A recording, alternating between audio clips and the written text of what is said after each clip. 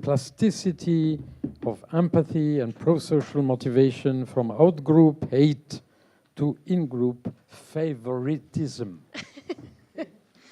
So, so again, you know, it's a kind of a humble position as a fundamental social neuroscientist to speak to this topic. And, you know, we are obviously far away from having any real model of how to, you know, I would say how to treat terrorism or to do intervention. But I try to kind of build up on Giacomo's talk and also, you know, a lot of talk we have heard, and just, you know, show you how social neuroscience kind of tries to tackle the in-group, out-group question, and how you can actually also train the social brain, so train positive emotion like empathy and you know, Mitgefühl, like compassion and perspective taking, and how that could play out. I mean, I'm not saying that what we show you here, this is all healthy adults, and I show you some psychopathology patient data, but obviously we are not going into war zones yet. Yeah, there is a big translation needed before we can go in war zones. So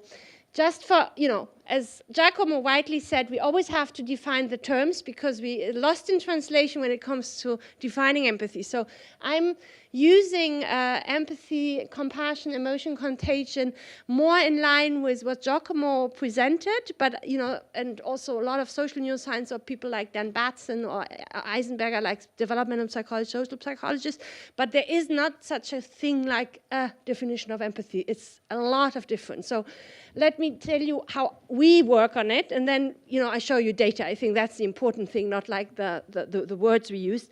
So I coded these kind of root here in red, and the data will be color coded. So I hope that nobody is green red blind, because it's you could imagine there is different routes to understanding other people. If I want to understand what their beliefs are or feelings or how their states or the motivational states are, we distinguish between a socio-affective route, which Giacomo was alluding in his last slides at the last time yesterday, about, you know, sharing emotions with others. So emotion contagion and empathy is really about sharing an affective state with another. But emotion contagion can be completely unconscious. You know, my pupillary is contagious. I have no idea where the source was. Whereas in empathy, I'm also, you know, you suffer, I'm suffering. You are happy, I'm happy. There's a resonance, but I know that you are the source of my emotion. So I have a self-other distinction. This is why we have put it into this block, yeah? Now, empathy and compassion, I come to that later. We are starting dissecting the social brain, is also a reaction to the suffering of others. So it's an emotion, it's a motivational state, it's not a cognitive state. However, it doesn't need to be sharing the feeling. So it's not in resonance. It's what Batson called is not feeling with, but it's feeling for a person. So I have love and concern for, you know, my crying baby, but I'm not necessarily crying as well. I'm not sharing the feeling necessarily, yeah? It's what religion have called compassion, unconditional love, you know, this kind of concern. Now, the green pathway is what you could call a cold pathway or theory of mind. We have talked about it before. I'm using theory of mind in the classical way of defining it like Perner did and, you know, people in the 80s. It's really about inferring beliefs about the other. So if I want to understand that you have a belief that women shouldn't vote because women are inferior to men, that's a very abstract belief, no? It doesn't feel like anything. I can't share a feeling here. And I need theory of mind to infer these kind of beliefs. And the really difficult thing with theory of mind is if your belief is completely contrary to mine. You can imagine, I think I should vote as a woman, but if I want to understand why you act like a thing, I will have to do this cognitive perspective taking on very abstract propositional beliefs. Yeah. So why we bother about all that is because these roots, these kind of networks, both influence cooperation, prosocial behavior, aggression, and so on. So they influence, they motivate decision-making. Okay, so that we heard yesterday. Early empathy research in neuroscience was heavily influenced, you know, by the work of of action observation, like Giacomo was pointing out nicely, the mirror neuron system, and just ask, can we find something like that in the human brain in the emotional domain? So is there evidence that if we see someone suffering or pain, we activate nodes in our brain which also process suffering or pain in our own? Yeah? So this is now a paradigm which I used early on with pain. And pain is a very complex thing. So you have this kind of pain matrix in your brain lighting up. If, for example, I give electroshock to my hand, and we actually give electroshocks to the hand of people who are lying in this scanner, and then we measure in green the whole network in the brain which is activated when you really get pain. You have shocks. And then we measure in red the activation you see if a person sees someone next to the scanner suffering pain, but is not receiving any pain. So that's empathy for pain. It's like, how do I know how it feels for the person to get pain if I'm not receiving any stimulus? And what you see, and that's, and now the nice thing with this paradigm is it's only abstract cues. You don't see kind of painful facial expression. You just know my partner is suffering or so. What we can now do, we can put a lot of different people here next to the scanner. We can take in-group members. We can take people who are unfair. We can take men versus women. So we can vary basically the object of your empathy. And what we found is first, we started with couples because at that time we didn't even know whether we would find anything.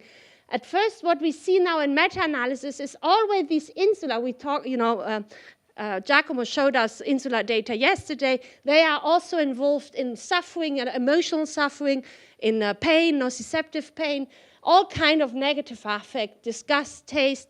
And the important thing is that these, what we call shared networks. So this network, this core network of anterior mid-cingulate and the dorsal anterior insula ranging into ventral banks of the anterior insula, is both dorsal and ventral, are always activated when you see someone suffering and you empathize with it.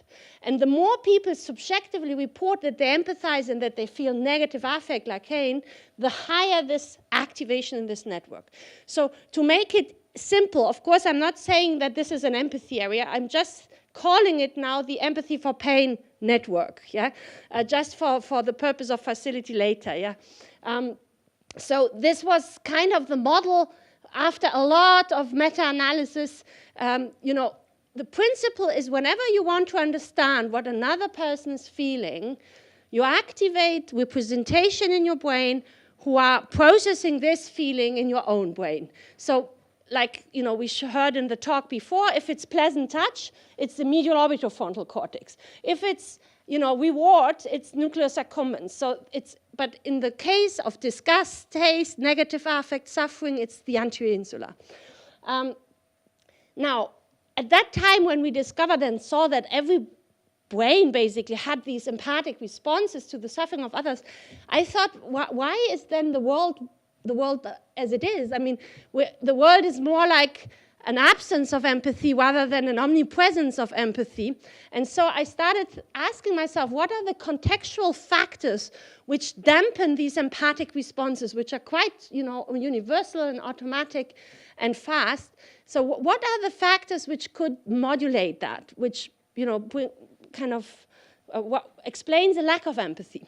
And so we started, of course, and one thing which we did very early is group membership, in-group, out-group. So we, used Teifel's minimum group paradigm, but also real groups in the scanner environment to see how that modulates. But we also were interested in another social emotion which only exists in German as a word, and this is Schadenfreude.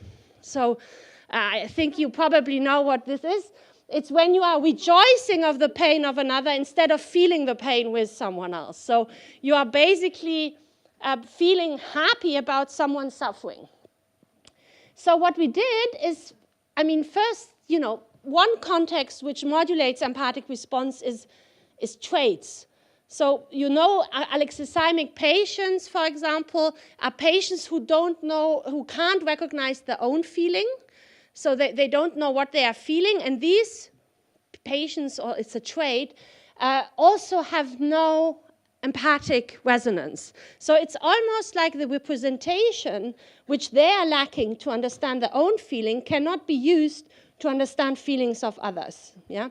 And we have shown that now because most psychopathologies like autism have a huge comorbidity with alexithymia, also depression. And so this is typically explaining why depressed people or autism can't engage in empathic resonances, because they have high alexithymia, which is a deficit of understanding what you feel, so you can't understand what other feels. Now, the thing which is much more important for this crowd here and for the question we have is how easy is it to actually reduce an empathic brain response just by inducing a certain belief. So imagine my brain is scanned, I get pain, and then there are people left and right of the scanner, they also get pain. And now I'm telling them, you know, the person left is from your in-group. So, for example, in Zurich, we asked football fans to come into the scanner. And then we said, you know, the person on the left is from your own football fan club. And the person on the right is from the enemy, it's Basel. Yeah, but you could do it in any country with any club. And the thing is, they didn't know this person. They just had this one instruction attributed, basically, this person to be in-group or out-group. And that was enough to measure in their brains a lot of empathy when the in-group, the so-called in-group member suffered, and a complete lack of empathy when the out-group member was suffering pain. But what we saw, if the person in the scanner was scanned and the out-group member got kind of pain, was an increase in another motivational system, not in empathy networks, but in a reward system. So instead of feeling empathy and sharing the suffering with the out-group, what they now felt is reward. They kind of rejoiced seeing other people suffering. So that would be, for example, a question I would have, whether when you interview these kind of perpetrators, do they rejoice about the suffering of the outgroup? When they kill someone, do they rejoice killing? Or is it really just about in-group empathy? Because the mechanism of in-group empathy is fostering, basically helping in cooperation within the in-group. But the mechanism of having Schadenfreude and reward signals going up is inhibiting empathy and is predicting a lack of behavior, like aggressive behavior. So we showed in later study that the more your nucleus accumbens, the more your reward was up, the more you were actually not engaging in altruistic helping, and you were even engaging in aggressive action. So meaning that you would inflict pain to the outgroup member instead of taking pain onto yourself to prevent another to suffer, which people do for the in-group. So in a way, you could say from the talk in this morning that these are the mechanisms explaining why you basically cooperate with in-groups, why you basically favor them up to a point where you would give your life, a real altruistic motivation to in-group favoritism. But in the moment where someone is attributed to be out-group, you are willing to engage in an aggressive act, and you have as a precursor a motivation which we call Schadenfreude, or the need for revenge. We asked these people in the lab, how much did you had actually a kind of pleasure of seeing them suffering, and also how much did you had a need for revenge? Because we also did these studies with playing unfair games before. We didn't do it only with in-group, out-group, but also with unfair behavior. And really interesting thing, I mean, this is not war. This is a lab situation with normal Londoners, and we did it in Zurich and in Leipzig. And still, this kind of manipulation was enough to induce really strong feelings of revenge and satisfaction of seeing someone from the outgroup or unfair suffering. So it seems to be a basic mechanism we all have. This is all healthy people who are not criminals yet. I mean, and still within seconds, just by providing different attribution of mental states or in-group, we could shift these motivational signals from Schadenfreude to revenge. Okay, so now, another thing before I come to the training and intervention data is the question about the difference between empathy, which is an emotional, motivational route to the other, and theory of mind. And so we developed for the training study a task we call empatom. And why we call it empatom is because it's a task which allows you for the first time to measure within the same brain, with the same task, the two different routes, the empathic route in the brain, which will allow to share feelings with others, and theory of mind, which is a cognitive group of allowing you to infer beliefs and intentions and thoughts of others. And so what we did, we showed videos of people telling you stories about their suffering in life, about when they were really, suffering about bad things, and sometimes neutral, and sometimes within the story, there were false beliefs inference you had to do. To understand why someone acted like that, you had to do cognitive perspective taking, you had to do theory of mind. So what we got is from one task, a kind of, you could say, cognitive perspective taking score, like a social intelligence score. How good are you in shifting perspective and understanding false belief of the other? And how much are you empathically resonating with the suffering of another? And so we did it in 300 people, so it's a huge sample. And we really could see that these, Insula, MACC, but also SMG DLPFC network, you see here the Insula again, is really consistently engaged when you resonate with suffering of others. And that's a meta-analysis of the Silas group. I think, Giacomo, you mentioned it yesterday from BZOC. You see in black, there is meta-analysis of hundreds of empathy paradigm, which really, foster. Now, the important thing is within the same brains, it's not different labs now, it's really the same person, same paradigm. When they have to do cognitive inference about false belief, about belief inference of the other in green, you see the kind of so-called theory of mind, mentalizing, or default network. So again, there are a huge amount of meta-analysis out there now showing that this green network is engaged in whenever you have to do this cognitive perspective taking onto others. Now, we could for the first time ask whether there is something like a general G for social intelligence. So like in previous intelligence research, are the people who are good in reasoning also the people who are good in lexical intelligence and so on? We didn't know for social intelligence. So are the people who are naturally empathizing a lot with others also the people who are very good in theory of mind and have very high accuracy in perspective taking? And the answer is really zero, no. It's really a beautiful zero correlation, so it means some people just resonate a lot with the emotions, but not necessarily are good in getting these kind of, accurate belief understanding right. And some people are good in both, and some people, but it's not so. Because these two streams are so independent, even though very often co-activated in life, we could also train them differentially. And we also, so this is just for the neuroscientists among you, if you peak basically in SMG and TPJ, two nodes of the theory of mind and affective node, which are very important, like we heard about that for spatial perspective taking, but also for theory of mind, you see that they speak to two completely different resting state networks. So they are also dissociable on the level of resting state anatomy and functional resting state networks.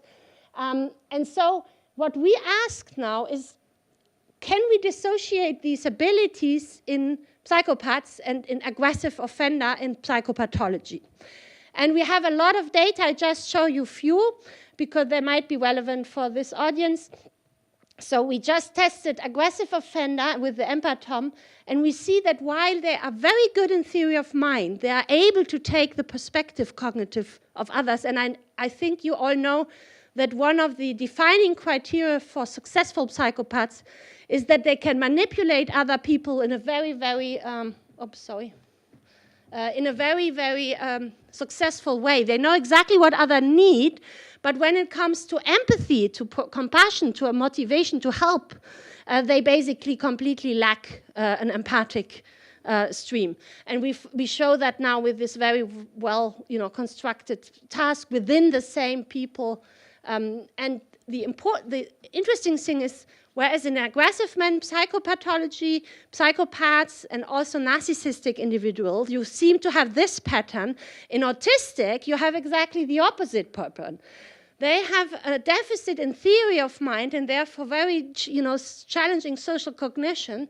However, they are actually okay in every social emotional processing if they don't have alexithymia. So that's the complicated bit. A lot of Asperger have a comorbidity in alexithymia, and this is then predicting empathy deficits. But if they are not, they actually can feel with another, but they have deficits in this kind of cognitive perspective taking. It's exactly the opposite than aggressive offenders. Or so after we had done this study, we thought, okay, plasticity. Can we change these social, emotional, and social cognitive ability in adult human being? And again, we are not doing intervention studies here in terrorist or extremism so far. It's really like the first study in social neuroscience ever, which dares to look at adult people and to see whether we can change cortical thickness and behavioral plasticity of these higher level dimension.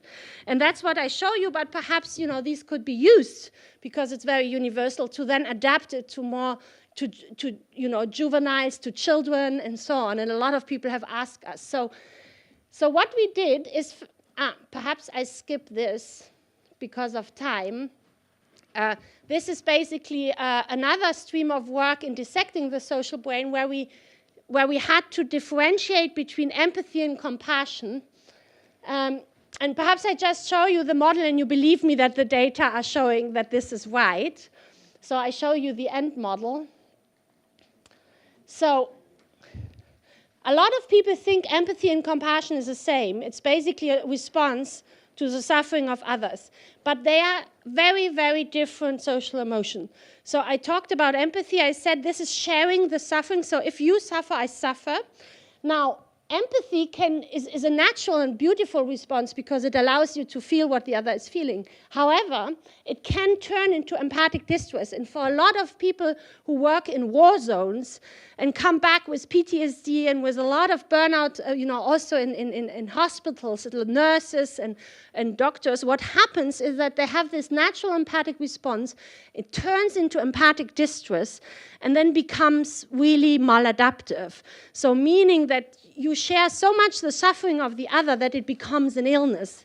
It can become, so stressful that you have a prolonged episode of stressful events which then kind of can cause illness. However, you can transform these empathic resonance, this healthy, in compassion. And compassion is rooted in a care system, affiliative care system, which even the Wets have. It's not something high-level Dalai Lama. He perhaps works on global compassion, but I'm talking now just rudimentary concern for another is really a positive feeling of unconditional warmth and love. And so it's a bit like a mother who would kind of turn towards a crying child. And if the mother starts to cry all the time, the child will not be helped. And the mother will, elicit a spiral of empathic distress, and then the child will cry even more. So you have to transform the empathic response into this kind of compassionate, altruistic, warm concern towards the other if you want to be really helpful. Because then you engage in altruism, prosocial motivation, because the care system evolutionary have been built for altruism. This is also explaining why, for example, mothers would give their lives to save their children. It's a very old mechanism, and you can take advantage of this in cultivating compassion and training compassion by activating this system. So what we do in this training study, which is one of the largest of this kind, is a mental training study of a year where 300 people undergo in different cohorts 3 months mental training modules. And now you see why they have been color-coded. So what we train in these people is first mental stability and attention. Because our Western mind is so flattered and so non-attentive that it always bounces back to the future, you are never in the moment. So we use these kind of Eastern, Buddhist, whatever, mindfulness technique, but in a complete secular way to teach people how to actually bring their attention to an object of their mind. So it's really attention training, you could say, but to your body. And then in this 3 months affect module, we explicitly train empathy, compassion, how to turn empathy into compassion, and how to deal with difficult emotions. So it's basically, you could say, training the socio-affective route I showed you, yeah?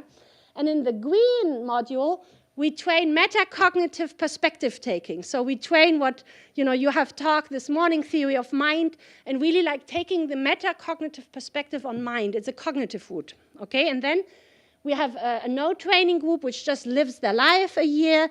And then we have also, lots of control groups. So just to summarize, we train in the yellow block because the data will be coded, attention and mindfulness practices. Then we, like prosocial motivation, care and compassion. And in the green is like cognitive perspective taking, okay? And this is the team of the teachers. And then we have an app. And so they can with the app, they make the mental training very, very controlled every day. And we know exactly who is training, who is doing what, and so on.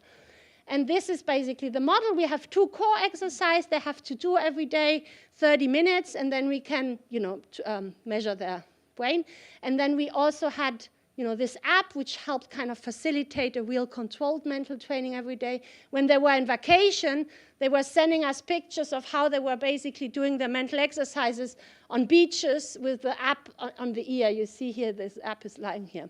And then what we also had to kind of train perspective taking and intersubjective skills, either like empathy, compassion in the affect module, or perspective taking and theory of mind in the green perspective module. People were sitting in front of each other, looking into the eyes, or at home they were connecting 10 minutes with another person via an app. And this is a new exercise which which doesn't come from Eastern practices. There you always practice alone. This is really a kind of, you could say, Western psychological implementation of contemplating questions with another person being present in your life, in your everyday life. And people really loved it. And at the beginning they said, are you crazy? I have to call someone 10 minutes a day and do an exercise and I even don't know this person.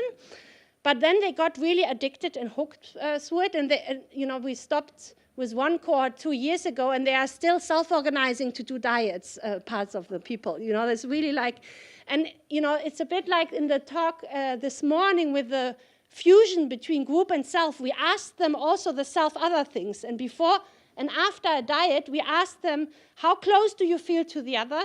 And then after a diet, we felt, how close do you now feel to the other? And over the time of the 13 weeks practices, it comes closer and closer. So in a way, I thought, that's an interesting thing. I have always thought about these results that were published in JAMA Psychiatry as something buffering the effect of loneliness. We have a lot of problems with people feeling lonely, and loneliness predicts disease and also suicide but we also heard that loneliness is a predictor for getting to these groups. And while I was thinking these diets are super good because they kind of prevent loneliness, they reconnect you with others, they might also be the same mechanism than you observe in these extreme group, where they reconnect from their loneliness to other people and start feeling this merge of social closeness between self and other. This is exactly what we observe here, but we train that for the purpose of something good. And you seem to have that same mechanism going to actually drive these kind of extreme in-group identity formation. So this is just to show you that the people really liked it because they did 5 to 6 times a day over 9 months these practices, even though they were in their busy lives. And we had less than 8% dropout. So that's a Guinness Book of Record. For such an intervention study, we had less than 8% dropout, which really, and the people self-organized to continue doing these practices in their lives. Then we had 90 different measures. Obviously, I can't show you the results of 90 different measures.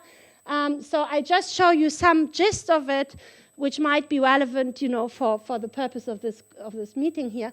So what we hypothesized was that this kind of attention-based mindfulness training should increase attention on attention measure. Yeah, simple. Then perspective module should increase cognitive perspective.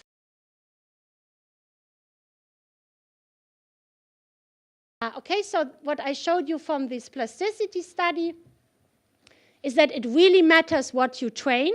So if you do mental exercises every day on attention, you will have an increase in attention. If you make exercises which allows you to generate positive affect and compassion, you will have an increase in compassion and also pure altruism, cooperation, and donation. I showed you that it's super important to differentiate between empathy and compassion and what is really the resilience strategy for nurses or caregivers or fighters or, military is very interested in learning that now to prevent PTSD from happening, because that's a big problem military has. And then perspective training really increases perspective-taking, social intelligence, theory of mind, but not compassion. So the summary of the whole talk, I would say that I showed you that the social brain is a very complicated thing. You have to dissect all these constructs, and they rely on very different networks. So you have social emotion like empathy and compassion, which are different, but they both rely on motivational, emotional brain networks, whereas theory of mind relies on parietal prefrontal networks, which are really different, also developed different. I also showed you how fragile empathic brain responses is. It is enough to just make an attribution of a belief to another. You have never seen this person. It's in a lab context. It's not even in a political context. And you can, in the millisecond range, alter the brain responses, or like second range, alter the brain responses. Either you have empathy, you help this person, you have in-group favoritism, and you have warm feeling to the other, and in the next moment to another person you attribute out-group membership or unfairness, you basically can induce Schadenfreude, which predicts aggressive behavior and painful. So this is, compassion is basically a resilient strategy, but I don't think you would start, training ISIS in compassion. I don't know. So I have not thought about how that could be used, but for sure, in healthy adults, training them in compassion trains them in being very resilient to and buffer them to the negative detrimental effect of of burning out of too much empathic distress. And what we also discuss is that for really moving to in-group, so what we want to achieve in this study is to move to global cooperation, global compassion, so beyond kinship favoritism.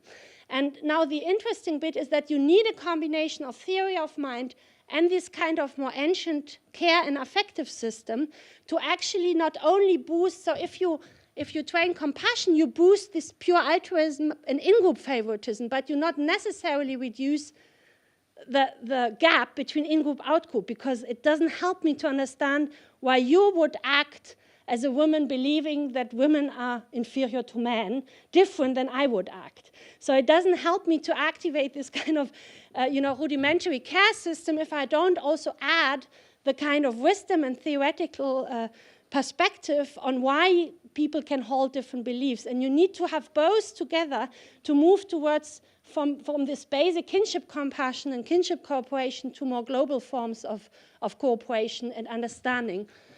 And so this is what we just do with the macroeconomist Dennis Noor.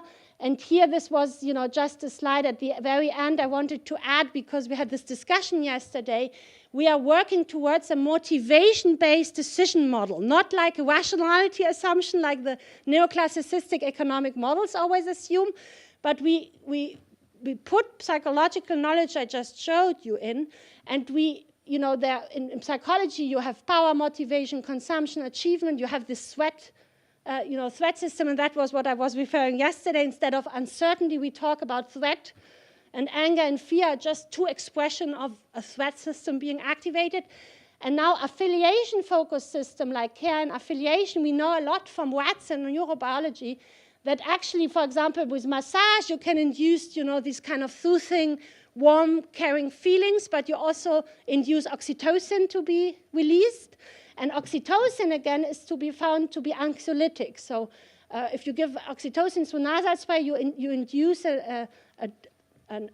you basically prevent fear.